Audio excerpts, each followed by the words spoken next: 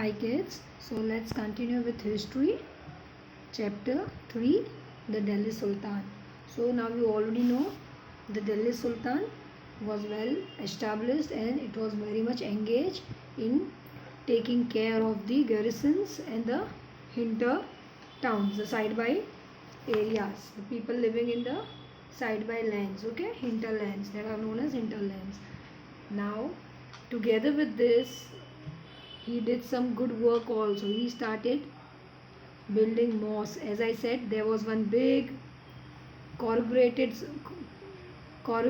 masjid, or you can say corrugated mosque, means a big mosque in which all the people come and can pray.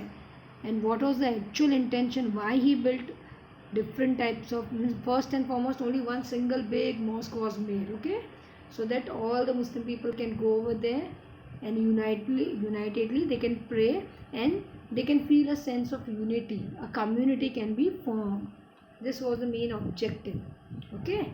And over there, the main person who takes care, he was known as the Imam, okay.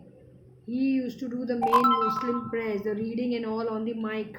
Those days the mics were not there, but he was the person who was saying the prayers and all the others have to repeat it. So the person who was taking care of the prayers and all, he was known as Imams. What? Imams. Sorry, he was known as he was known as Imam. And the prayers in Arabic language, it is called as namaz. The prayers which the Muslims do, it is known as namaz. Okay? Yeah.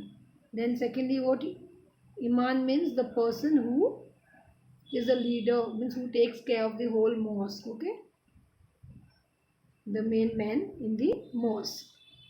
And he only actually started with the system of every Friday all have to go. It is the sultans who made it compulsory. Every Friday all have to go to the mosque and do the namaz, means do the prayers. Clear? And during those days, can you see this place? This is Makkah. This is one of the main masjids. Okay, there are two main masjids. One is the Makkah Medina, which is the biggest. Like all the Muslims have one feeling that before they die, once they want to visit Makkah Medina. Why? Because there's a saying, if you go there and you accept your sins, God will forgive you. Yeah. So all these masjids were made by whom? By the Delhi Sultans. Yeah. Now let's go for the another. Now over here, look over here. These all are the different types of masjids built in different places. Okay.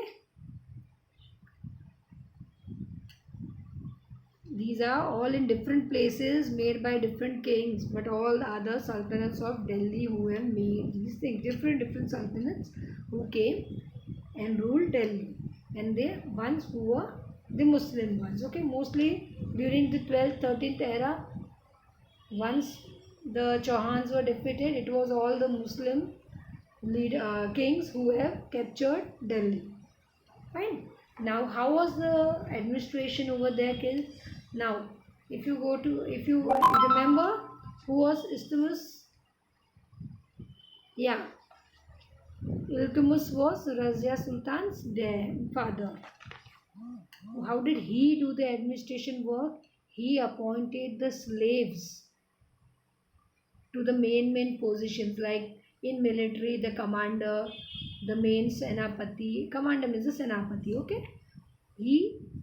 Why he did so? Because he knew the slaves are very loyal to their kings. Why? Because slaves used to get food from the king, slaves used to get shelter from the king, so they were very loyal to the king.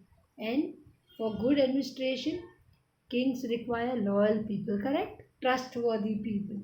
So his idea was to keep the slaves only as in the main positions, so no one can cheat him. But there were writers like Ziauddin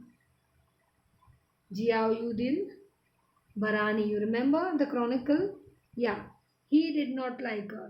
His thinking was, in king's kingdom the main position should be given to the ministers birth-wise. Like the minister's son should be the next minister. That way, the rich people only should be the ministers in the court of king.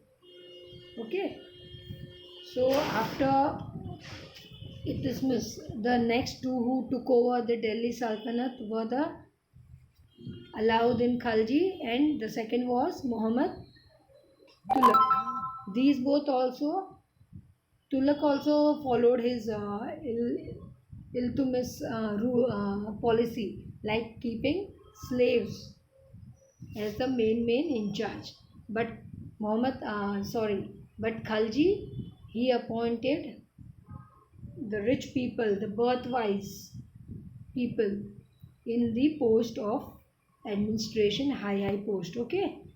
Now, and these, the people who were appointed birthwise, like minister's son as a minister, revenue collector's son as a revenue collector, they were known as clients. Okay. Now one thing over here happened. Now because of this, what happened, the father king and his son, sometimes here the thing, in olden days now, sons were all, like not all but many of the sons, they killed their father just to become the king. And the kings were not making their children, they were not giving them the throne because they were not capable yet. But the children did not understand that, and so the children used to kill the father, and they used to kill the main king, and they used to annex the throne. The next is the son only, correct? Hereditary, it goes on. In this, what happened?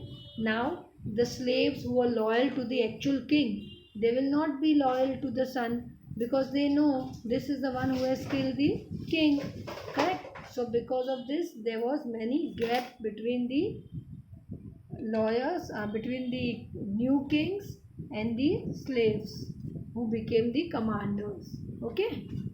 So always there was a dispute between the father king and the son king, because their people were different, their ministers, the king's ministers were different, and the son's ministers were different, and all quarrels and arguments between the two. Okay.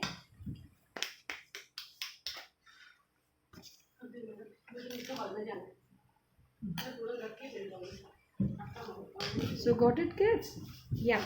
And in this para over here, kids, you can see. So who are clients? They are the people appointed birthwise into high post, correct? By the kings. Kings like Khalji. Now, there was one chronicle writer named Ziauddin Barani. He was also of the mindset slaves should not be given the big post in the kingdom, in the court of the king, correct? So when Muhammad Tughlaq was defeated, he gave a comment, it is because he appointed slaves in his courtyard. Okay, in his court. So this was the comment given by him. So kids, with this, and the word that he uses for the failure of your kingdom was low and based bonds to high officers, means you have selected low people, the slaves in your court, in place of high officers. Because of this, your power has been declined. Got it? Okay kids, this is what we have learned today. We continue tomorrow. Till then, see you. Bye bye.